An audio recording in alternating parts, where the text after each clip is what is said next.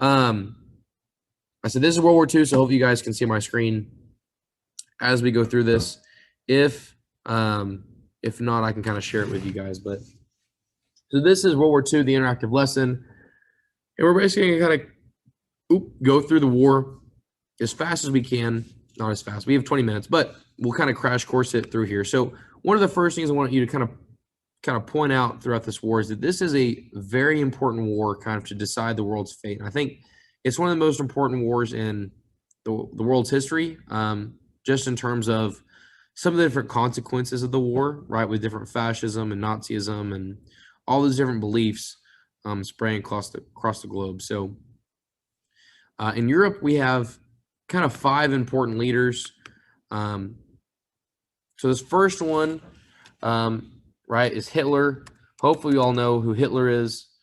He's the leader of Germany during the war, and his whole thing is obviously Nazism, right? He kind of creates what Nazism really is, and how it comes about, right? He's actually an elected official, so he's not somebody who just takes power and takes over, right? He gets voted in.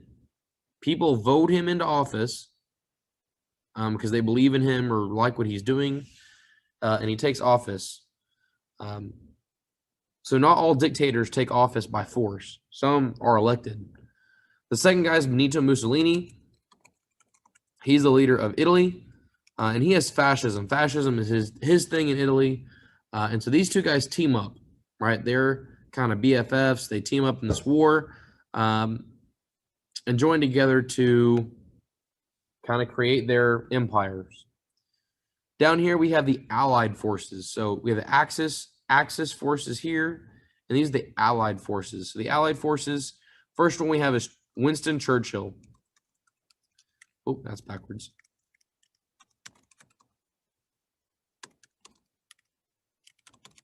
He is the leader of the UK or Great Britain. In the middle, we have FDR, right, President of the United States. And obviously, he's going to die close to the end of the war, and Harry Truman will take over. And that's why I have him over here. You can kind of switch him around if you really wanted to. But we have 2 U.S. presidents, so instead of putting them both on both, I put one here and one there. But again, they're interchangeable, so don't sit here and think that one's only for the Europe and one's for the Pacific. They are interchangeable. And then we have Stalin, right? And he's the dictator of the Soviet Union. So I put USSR, right? So he's the dictator of the Soviet Union. And again, their thing's communism. However, right, we all have a common enemy in Hitler and Mussolini, because Hitler, while he does sign a non-aggression pact with Stalin, he will turn around and stab him in the back and attack the Soviet Union. So they kind of hate each other. They hate each other more than he hates us. So, the enemy of my enemy is my friend. This is Hideki Tojo. He is going to be the Prime Minister of Japan. Okay. Japan is on a conquest to expand, and their whole deal is expanding throughout the Pacific area. And then we have Harry Truman, who is the leader of the United States after FDR dies. Right? So these are all of the leaders that are influential in this war. Again, 2 U.S. presidents, along with Germany, Italy, Japan, USSR, and Great Britain. Next, we have the United States military leaders. Okay, these are the guys that are going to be in charge of our military forces. And they're not all of them, but these are the ones that you'll need to know. So the first one is Dwight D. Eisenhower. Dwight D. Eisenhower is a little bit easier to know because, again, he is a future U.S. president. He will be president after the war in the 1950s. So he will actually beat Harry Truman out when Harry Truman's done being president. So he'll take over office in the 1950s, and he will be president during the early stages of the Cold War. But during the World War II, his official title is Supreme Allied Commander in Europe. Okay, so he is in charge of everything that has to do with Europe, all the fighting, all the war in Europe for the United States. and Allied forces. Okay, so Allied commander. He's not just the United States, but all of the United States, Great Britain, and kind of France. Obviously, France is a little weird, but he's in charge of all of that in Europe. The next guy we have is Chester Nimitz. Okay, Chester Nimitz was born in Texas. Dwight D. Eisenhower was also born in Texas, so people kind of talk about this as two of the three big leaders of the United States were born in Texas, so no big deal.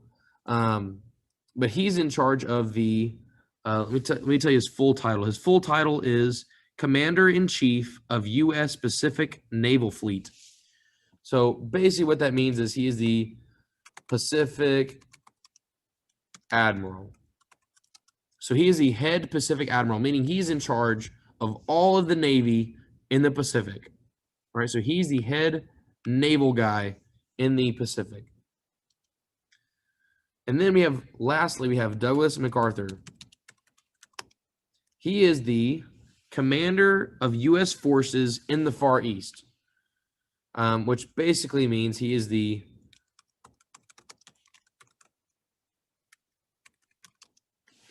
Pacific general for the Army. So we have the head guy for the Navy in the Pacific and the head guy for the Army in the Pacific. Again, so these two guys are actively fighting Japan, one obviously on land with the Army, and then one at sea with the Navy. And then we have Eisenhower, who's in charge of all of Europe. So these are our three really important leaders that lead us through the war in World War II.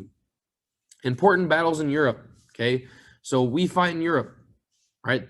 Two of the big battles you're going to need to know, not battle, well, one of them is a battle. One is D-Day. Okay, D-Day is our invasion force, right? This is nicknamed Operation Overlord, and its whole goal is to open up a front in Western Europe, okay? Because France has already taken over. There is no place for us to land troops in Europe. We can't fly troops into Europe.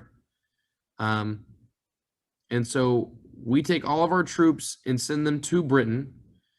And in Britain, we wait and we train and prepare to invade France. And so when we're ready and we're prepared, we surprise the Germans and we invade France at Normandy.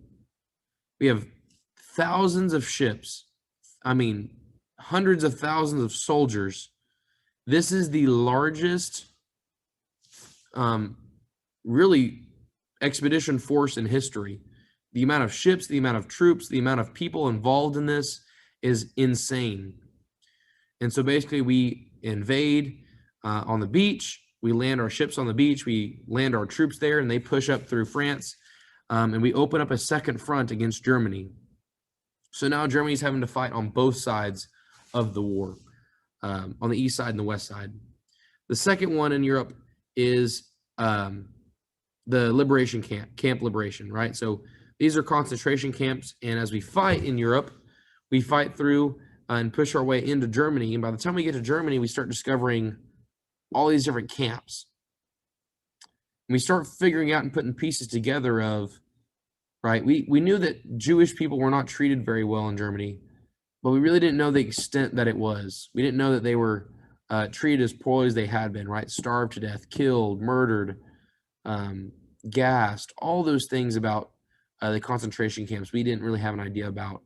And we kind of figure out as we start getting into these camps and talking with some of the survivors about what went on and what's happening. Right, in the Pacific, we have the important battles of the Pacific. So this is, first is the Bataan Death March. So this is in the Philippines. This is one of the first things that happens. So Pearl Harbor is attacked. As soon as Pearl Harbor is attacked, the Philippines is invaded. So in the Philippines, they invade with an overwhelmingly amount of forces. And we don't have enough backup support to come to aid our soldiers there. And so they get pushed all the way to this little peninsula here called Bataan, the Bataan Peninsula. We only have enough time to get out our important leaders. Douglas MacArthur was one of them that he was here, and he gets out. We get those guys out of there. But again, we have a lot of soldiers still here. They all get captured by the Japanese, and they are marched from here up to here, and then they're put on trains from here to here, and then put in prisoner of war camps. Many of these soldiers are beaten, they die, they starve, because this is a hard walk, right? They're not given very much water or food at all. A lot of them are beaten with little or no reason, and this becomes a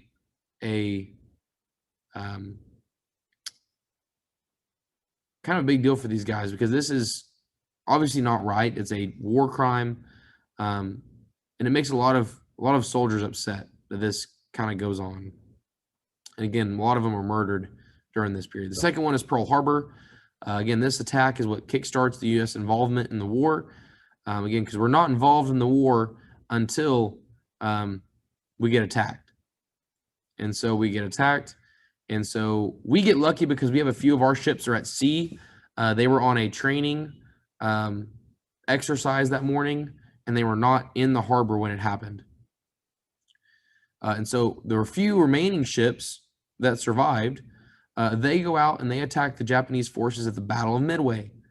This is the huge turning point in the Pacific, because if we had lost this battle, we would have had no ships left in the Pacific, besides in California. And so it would have been a long time, or a little bit of time, before we could have gotten more ships or more troops back out to the Pacific.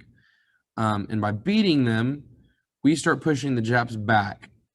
And so this kind of shows that we're still, even though we had gotten attacked at Pearl Harbor, we still have a Navy and we can still use it against the Japanese. The last picture is a picture of island hopping. And so this really is a summary of kind of the remaining battles, meaning once we push back from Midway, there's tons and tons and tons of islands that the Japanese have invaded and attacked. We realize that we can't attack all of them. We can't invade all of them. So if we can't do all of them, we need to focus on the most important islands, right? We need to attack the most important islands, and then from there we can start moving towards Japan. And so we call this island hopping, because we don't go to every island. We hop around to different islands that are obviously important, and we invade those islands and take them over. Important issues, right? Concentration camps again, right? This was a big deal once we figured out that was going on. As we start getting into Germany, we start providing help for these different people that were in these camps and helping them out kind of afterwards, and getting them the help they need, like food, water, all those kind of things. Executive Order 9066. This is the internment of Japanese Americans. So if you remember, this is when kind of after Pearl Harbor, we're very scared of the Japanese, especially Japanese Americans, because we're fearful that they may spy on us or could attack us or whatever. So kind of with that prejudice, we go forward and we put them in camps. And they're not labor camps, they're not concentration camps, but they are camps. And so at these camps, we do not let them leave. They can only bring a few items. And it's a big deal. A lot of these are citizens of the United States, right? A citizen of the United States, you were born in the United States, yet just because you're Japanese,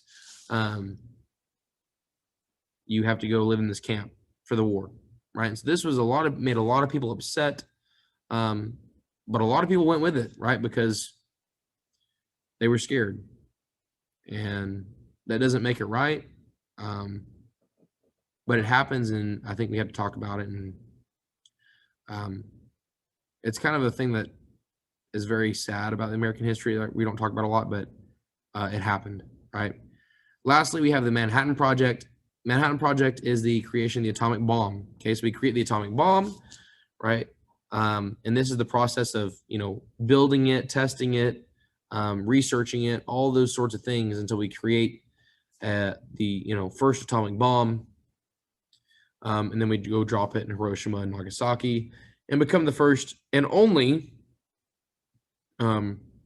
country to really use atomic bombs in warfare, atomic weapons in warfare.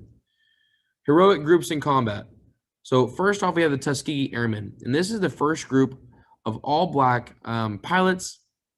We nickname them the Red Tails because they have red tails on their planes, and that's kind of how people know who they are. They're one of the best fighter pilot groups in the whole war. Their whole job was to protect bombers as they flew into Europe and bombed Germany or Italy. And then on their way out, again, you're escorting these bombers and protecting them. And they do such a good job. And they're actually feared by the Germans. And so the Germans kind of recognize them for the red tails and how good of pilots they are.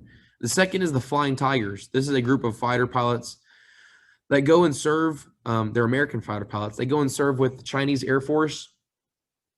Kind of before we get involved in World War II, to help out the Chinese against the Japanese when Japan invaded China.